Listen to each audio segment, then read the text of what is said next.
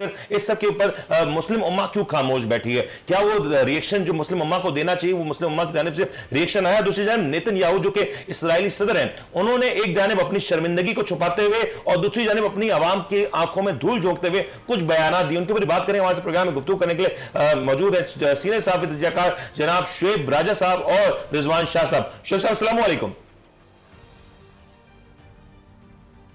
जी वालेकुम सलाम सर। शुएब साहब, ये जो इस वक्त फलस्तीन में हो रहा है, यकीनी तौर पर साल साल से हम देखते आ रहे हैं, लेकिन ये जुल्म और बर्बरियत की एक ऐसी दास्तान है जिसको लफ्जों में बयान नहीं किया जा सकता। क्या वजह बनी कि इस बार ये सूरत हाल इस हद तक पहुंच चुकी है? देखिए, बात बड़ी सीधी सी है। मतलब ये कि अब जहां तक फलस्तीनियों का तल्लक है तो फलस्तीनियों पे हर दौर में इसराइल जो है उनकी तो उनका जब दिल करता था वो बंदे भी मारते थे, सब कुछ करते थे। इस मर्तबा पहली मर्तबा इन्होंने उनको बालों से पकड़ा है। मतलब आसान लफ्जों में अगर आप लड़ाई की बात करें तो इन्होंने बालों से पकड़ा है, तो वो इनसे बर्दाश्त नहीं हो पा रहा। अब इन्होंने जनाब वहां पे, अब मुझे तो समझ नहीं आ रही इसमें क्या गेम है। क्या ये ग्रेटर इसराइल की तरफ जाने का प्रोग्राम है, क्या है इसमें? मतलब वेस्ट तो सारे का सारा ऑब्वियसली इसराइल के साथ खड़ा है, ठीक है, लेकिन बदकिस्मती से मुस्लिम ममालिक में से सिवाय ईरान या थोड़ा बहुत तुर्की के किसी ने भी कोई मतलब अभी तक कोई स्टैंड नहीं लिया। हम तो खैर वैसे ही मतलब स्टैंड लेने के काबिल ही नहीं ना, हमारा तो स्टैंड ही कहीं पे गुम हो गया है। तो मतलब ये कि ये हालात हैं। लेकिन शुएब साहब, ये आपने जो बात की ग्रेटर इसराइल की, जाए तो पाकिस्तानियों ने तो कभी भी। जी जी जी, आप कंप्लीट करें। जी जी, आप कंप्लीट करें शुएब साहब। जी मैं वही कह रहा हूँ कि मुझे तो अभी मुझे क्लियर नहीं है। हाँ, मुझे यही लग रहा है कि ये कोई ग्रेटर इसराइल बनाने के लिए उनको, क्योंकि लैंड की तो उनको जरूरत है ना, कोई चार बंदे अपने मरवा के तो लैंड एक्सपेंशन की तरफ जा रहे हैं, और क्या होना है? मुझे तो कुछ ऐसा शुबा हो रहा है। एग्जैक्टली, ये पॉइंट है शुएब साहब कि हम देख रहे थे कि इसराइल ने अपने डिफेंस सिस्टम के ऊपर बिलियंस ऑफ डॉलर्स इन्वेस्ट किए थे, और वो डिफेंस सिस्टम जो वो पूरी दुनिया को बिलियंस ऑफ डॉलर के एवज बेचता है, जिसकी मार्केटिंग करता है, वो डिफेंस सिस्टम, वो सारी टेक्नोलॉजी चंद ऐसे रॉकेट के आगे बेबस नजर आई जो कि टेक्नोलॉजी से कोसों दूर हैं, जिनके ऊपर कोई जदीद टेक्नोलॉजी नहीं, जिसको एक इंसानी हाथ के जरिए चलाया जाता था, फायर किया जाता था। इज इट पॉसिबल या ये महज इत्तेफाक है? नहीं सर, ऐसा नहीं है। देखिए, बात सुने, जितना जितना भी एडवांस डिफेंस सिस्टम हो ना, उसकी एक लिमिट होती है। जब आप 10 मिनट के अंदर 5000 वहां से रॉकेट फायर किए गए हैं, तो 5000 को वो मतलब कोई भी दुनिया का डिफेंस सिस्टम जो है उसको रोक नहीं सकता। अनडाउटेडली उनका डिफेंस सिस्टम जो बड़ा स्ट्रॉन्ग है, उसने 45% के करीब उन्होंने उन रॉकेटों को रोका है। 55 वो नहीं रोक सके क्योंकि उसकी एक लिमिट है। अब मेरी बात समझ रहे हैं ना? वो जिस शिद्दत से हमला हुआ है, 5000 रॉकेट फायर किए गए 10 मिनट के अंदर, तो उनकी एक लिमिट है भाई। फिर उसमें मेटल का बड़ा तल्लक है। कुछ मेटल जो है वो डिटेक्ट होते हैं, कुछ डिटेक्ट नहीं हो पाते। तो ये सारी चीजें हैं उसमें। मतलब ये कि ये वो इसका फेलियर नहीं आप कह सकते। हाँ, उनका इंटेलिजेंस फेलियर जरूर है। और उसमें भी एक बात मैं जरूर कहना चाहूंगा, क्योंकि मेरी नजर से खबर गुजरी है कि मिस्र ने इसराइल को बिफोर टाइम बता दिया था कि आपके साथ कोई बड़ा ऐसा होने वाला है। अगर उनको बिफोर टाइम बता दिया गया था तो वो कोई थोड़ी थी जो सोई रही है यार। अच्छा जी, मैं चाहूंगा इसके ऊपर आप भी कमेंट कीजिए, क्योंकि ये जो बात है ये आ रही है कि मिस्र ने गालिबन 10 दिन पहले तक इतला दे दी थी इसराइली एजेंसीज को कि इस तरह का कोई अटैक हो सकता है। इसके बावजूद वहां पे ये अटैक हो गया, होने दिया। काइंड ऑफ 9/11 वाला एक सिनेरियो बिल्ट होता हुआ दिखाई दे रहा है, जहां पे एक अटैक होता है, इसके बाद एक बड़ी जंग छिड़ जाती है। क्या हम इसको सेंस कर सकते हैं, बड़ी जंग को? बिस्मिल्लाहिर्रहमानिर्रहीम, अस्सलाम वालेकुम जी। देखें, बात यह कि मसला फ़लस्तीन इंतहाई एक पेचीदा मसला है। ये इसलिए पेचीदा है कि इसके हर एक इवेंट के ऊपर एक कम्प्लिकेशन हो जाती है। इसके अंदर एक ना समझ आने वाली चीज़ें मौजूद रहती हैं हमेशा। जब भी हिजबुल्लाह या हमास कोई कार्रवाई करते हैं तो अल्टीमेटली उसका डायरेक्ट असर पहुंचता है फ़लस्तीनी अवाम के ऊपर। तो मुझे खुद भी एक कन्फ्यूजन रहती है कि जब भी हिजबुल्लाह या हमास कोई कार्रवाई करते हैं इसराइल के ख़िलाफ़, तो मैक्सिमम इसराइल फ़लस्तीनी अवाम के ऊपर बम बरसाता है। तो ये एक पेचीदा मामला है। लेकिन अगर हम मसले फ़लस्तीन की तरफ अगर सोचें तो मसला फ़लस्तीन ना एक कौम का मसला है, ना एक मुल्क का मसला है, बेसिकली ये तमाम मुस्लिम उम्मा का मसला है, क्योंकि ये किबला अव्वल की आज़ादी का मसला है। तो इसे हम डिनाई कर नहीं सकते। और बिल्कुल आपकी बात दुरुस्त है कि ये इतलात है कि मिस्र ने इनको इसराइल की इंटेलिजेंस एजेंसियों को आगाह कर दिया था। उसके बावजूद इतना बड़ा ऑपरेशन, फिर ग्लाइडर्स के थ्रू इतने सारे मुजाहिदीन वहाँ पर उतर जाना, और उसके बाद अभी तक उनका कंट्रोल ना होना, और अभी तक वहाँ पर इंटरनल, आपको पता है इसराइल के अंदर इस वक्त भी मुख्तलिफ मकामात के ऊपर अभी भी झड़पें हो रही हैं और उसमें कैजुअलिटीज़ हो रही हैं। और कई फ़लस्तीनियों के ऊपर जिस वक्त ये इन्होंने अटैक्स किए तो लेकिन शाहजी, आपको नहीं लगता कि यहाँ पे जो सूरत हाल है कुछ ड्रामाई दिखाई दे रही है? जैसे ही यहाँ पे एक सिचुएशन डेवलप हुई, वहां से यूएसए की तरफ से एक स्टेटमेंट आया और यूएसए ने कंप्लीट सपोर्ट, कंप्लीट ताउन की यकीन दहानी दिलाई, इसराइल के सपोर्ट में वो खड़े नजर आए। कुछ इतलात ये भी हैं कि उनकी बहरी बेड़े भी इसराइल की तरफ रवाना हुए, वहां उन्होंने भी पोजीशन संभाली। अनलाइक अगर हम रशिया और यूक्रेन की बात करें, वहां पे पूरी दुनिया ने रशिया को कहा कि आप being a powerful country Ukraine के साथ इस तरह का अमल नहीं कर सकते। यहां पे ये क्यों नहीं कहा गया इसराइल को कि आप एक पावरफुल कंट्री हैं, आपके पास ना जाने कितनी बड़ी तादाद में न्यूक्लियर वेपन्स हैं, जिसको आज तक दुनिया के सामने डिस्क्लोज भी नहीं किया गया? तो फिर इसराइल को क्यों नहीं रोका गया ह्यूमन राइट्स की वॉल्यूशन के लिए?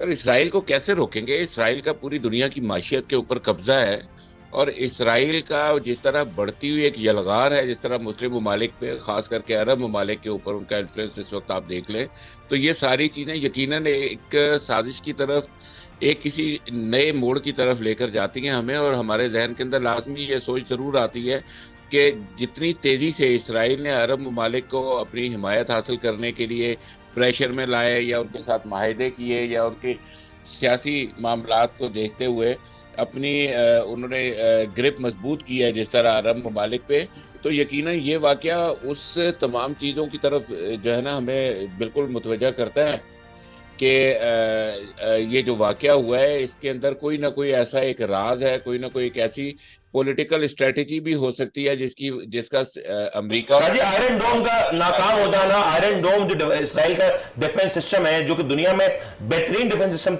तस्वुर किया जाता है, उसका इस हद तक नाकाम हो जाना उन हथियारों के सामने जो शायद जदीद टेक्नोलॉजी से लैस भी नहीं थे, अगर ये हो गया तो ये इसको महज इत्तेफाक समझा जा सकता है?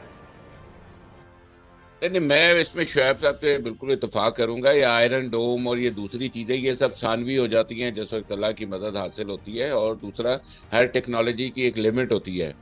तो मेरा ख्याल है कि जिस तरीके से, और उनको भी सालों साल हो गए हैं हमास को, हिजबुल्लाह को इसराइल के खिलाफ मज़ामत करते हुए, तो वो भी आपको पता है कि उनको भी एक टेक्निक तो पता है, और जिस तादाद के अंदर ये सारा कुछ हुआ है तो डेफिनेटली इज इट पॉसिबल कि हमास की या फलस्तीनियों की कोई ऐसी सोर्स इसराइली सेटअप के अंदर या इसराइली एजेंसीज के अंदर पेनिट्रेट कर चुकी थी, जो जानती थी कि इसकी कैपेसिटी कितनी, कैपेबिलिटी कितनी है और कितनी हद तक रिस्पॉन्ड किया जा सकता है, और गालिबन उसी का फायदा उठाया?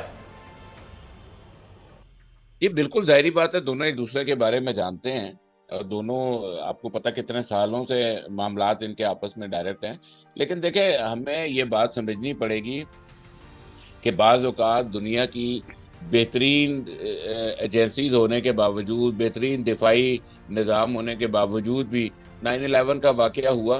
बेशक वो भी एक सस्पिशियस किस्म का जो है इवेंट था, ठीक है, लेकिन आप देखें कि कई जगहों पर बिल्कुल हिफाजती इक़दामात होने के बावजूद बाज़ औक़ात प्लानिंग इस तरह की होती है कि जो नाकाबिले बर्दाश्त होती है और नाकाबिले फहम होती है। ये पॉइंट शुएब साहब, जरा आप आपकी तरफ आते हैं, मुझे जरा एक चीज बताइएगा।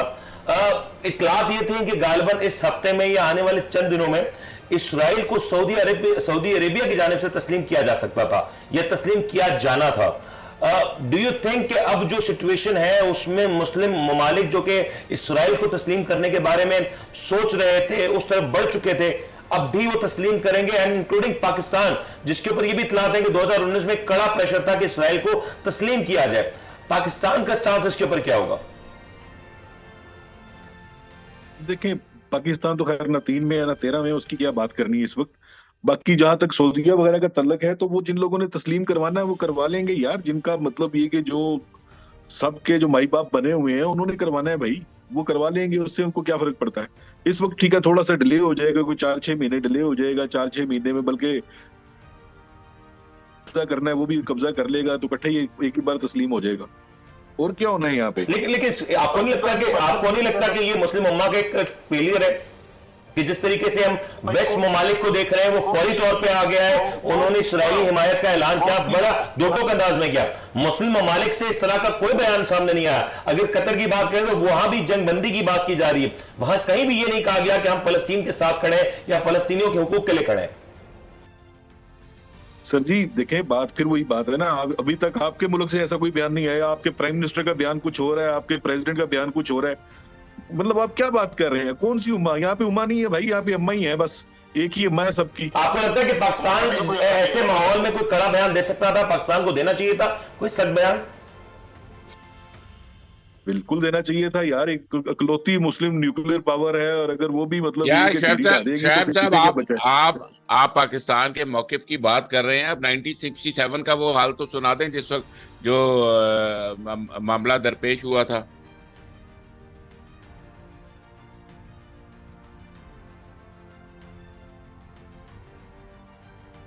उर्दन में जाकर, तो ये आपका हाल है। मतलब यासिर अरफात जो था वो था इस वजह से नफरत करता था उससे, क्योंकि उसने वहां पे फलस्तीनियों को मारा था। लेकिन शुएब साहब, इससे आप आगे कैसे बढ़ा जा सकता है? शुएब साहब, इससे आगे कैसे बढ़ा जा सकता है? प्लीज ये बताइए ना सबकी। सर, अब आगे कैसे बढ़ा जा सकता है? एक जानिब तो आप कह रहे हैं कि इसराइल पावरफुल मुल्क है, दूसरी जानिब फलस्तीन ने या हमास ने इसराइली टेक्नोलॉजी की कले खोल के रख दी है, तो फिर क्या सही है क्या गलत है, इसको कौन समझेगा? सर ये सही या गलत की बात नहीं हो रही है, ये सही या गलत की बात नहीं हो रही है, ये बेसिकली इसकी बात हो रही है कि मुस्लिम उम्मा को किसके साथ खड़ा होना चाहिए। टेक्नोलॉजी उनकी फेल हो गई है, वो ये सब्जेक्ट नहीं होना चाहिए। सब्जेक्ट ये होना चाहिए कि आखिर फलस्तीनी तन्हा क्यों है, मुसलमान ममालिक मुनाफकत का शिकार क्यों है। इस बात को डिस्कस करना चाहिए हमें कि आखिर इसकी वजह क्या है। क्या इकोनॉमी को बेहतर बनाने के लिए दरपर्दा मुस्लिम जो है वो ममालिक वो इसराइल की हिमायत करते हैं या बोल नहीं सकते उसके आगे? मतलब हमें ये सब्जेक्ट डिस्कस करना चाहिए ताकि ये मुनाफकत खुले कि मुस्लिम ममालिक फलस्तीन को ज़बानी अपनी हिमायत का यकीन दिलाते हैं, लेकिन उनकी हमदर्दियां किसके साथ रहती हैं। और यूनाइटेड नेशंस, खासतौर पर ये भी ऐड कीजिएगा सर कि यूनाइटेड नेशंस क्यों अब तक खामोश है? सिर्फ लफ्जी बयानात है, उसमें भी कोई शिद्दत नजर नहीं आ रही। यूनाइटेड नेशंस का इस वक्त क्या रोल दिखाई दे रहा है? यूनाइटेड नेशंस में तो देखे ना, उन्होंने एक रेजोल्यूशन मूव करने की कोशिश की थी जो कि चाइना और रशिया ने नहीं होने दी जी, यूनानिमस नहीं हो सकी, ठीक है ना। तो उसमें तो ठीक है, जो चीन और कौन सी यूनाइटेड नेशन की बात करते हैं? कश्मीरियों का यूनाइटेड नेशन की करारदादों की ट्रक की बत्ती के पीछे आज तक कश्मीरियों के का इस्तेसाल हो रहा है, उनको शहीद किया जा रहा है। कौन सी यूनाइटेड नेशन? यूक्रेन में कुत्ता मरता है तो यूनाइटेड नेशन खड़ी हो जाती है। हजारों कश्मीर और फलस्तीन में हजारों लाखों मुसलमानों को शहीद कर दिया गया और यूनाइटेड नेशन होती रहती है। कौन सी यूनाइटेड नेशन? बताइए ना शाह साहब, प्लीज ये बताइए कि ये जो यूनाइटेड नेशंस के रेजोल्यूशन की इसकी बात हो रही है, यूनाइटेड नेशन की जिस रेजोल्यूशन की बात हो रही है, जिसको जी सर भाई एक मिनट जी सर, गुजारिश ये है, ये जो शाह जी जो बात कर रहे हैं, मैं इनकी इतला के लिए थोड़ा सा अर्ज करना चाह रहा हूँ। शायद इनको याद नहीं कि पहले भी एक इसराइल फौजी के बदले 1000 फलस्तीनी छोड़े गए थे। यानी अगर आप मतलब जिंदगी का उसको आप मुआवजा करते हैं तो एक इसराइली बंदे के पीछे 1000 फलस्तीनी छोड़े गए थे। इसी रेशो से आप ये पॉइंट बिल्कुल वैलिड है, लेकिन शुएब साहब एक चीज बताइए जिसमें इससे पूरी दुनिया परेशान है। हमने यूनाइटेड नेशंस के महाज पे भी देखा कि रशिया हो, चाइना हो या कुछ नाम नहाद मुस्लिम ममालिक हो, वो अलग मौकफ के साथ खड़े हैं। क्या आज जो सूरत हाल है, आने वाले दिनों में जो सूरत हाल जिस अंदाज से एक टाइम बॉम्ब की तरह शक्ल इख्तियार कर चुका है, क्या ये किसी बड़ी जंग की तरफ बढ़ सकता है? कोई बड़ी जंग में तब्दील हो सकता है? जी बिल्कुल, मुझे तो यही लग रहा है, बल्कि यही बड़ी जंग नहीं होगी। मुझे तो फियर कुछ हो रहा है, एक आध और बॉर्डर खुल जाएगा, आप देखते जाइए। शाह जी, और फाइनल कमेंट ऑन दिस। देखिए, मेरा ख्याल है हम सबको अपने पहले दीन को सामने रखते हुए, कुरान पाक की तालीमात को सामने रखते हुए पहले ये बात समझ लेनी चाहिए, और तमाम उन ममालिक को अलल एलानिया ये बात समझ लेनी चाहिए कि जहाँ पर आप अल्लाह के अहकामात की मुखालफत करेंगे, जहाँ पर आप अल्लाह के अहकामात से मुनाफकत करेंगे, वो चीज़ जायज़ नहीं है। ठीक हो गया। और कुरान पाक की आयत का मफहूम है कि मुशरिकीन और कुफार तुम्हारे दोस्त नहीं हो सकते, और जो इनसे दोस्ती करेगा वो इन्हीं में से होगा। सर पॉइंट टेकन, मुझे ब्रेक का कहा जा रहा है, साइड पर रख कर बात करते हैं। शाह साहब थैंक यू सो मच, मुझे ब्रेक का